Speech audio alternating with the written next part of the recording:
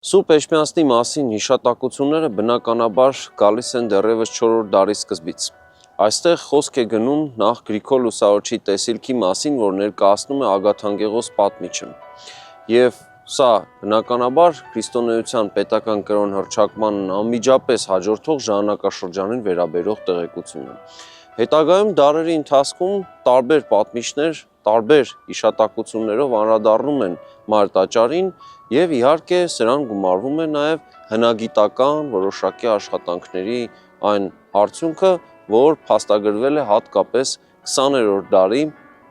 վերաշինումների ընթացքում։ Պատմական սկզբնաղբյուրներում մի հայտ եկած տեղեկություններն իհարկե Մար տաճարը հիշատակում են տարբեր ձևակերպումներով, շողակաց Սուրբ Աստվածածին օրինակ կամ պարզապես Մար տաճար եւ ահա 13-րդ դարի վերջից մենք տեսնում ենք, որ շատ հստակ միտում է ի հայտ գալիս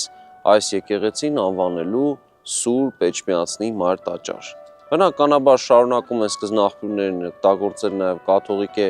եւ նաեւ զուգահեռաբար շողակաց Սուրբ Աստվածածին տարբերակները, սակայն Էջմիածնի Մար տաճար տարբերակը դառնում է արդեն հիմնական ուղենշային մոտեցումը։ Նախագծի գլխավոր գործընկերն է Converse բանկը, ֆինանսական աշխարհի ձեր հուսալի գործընկերը։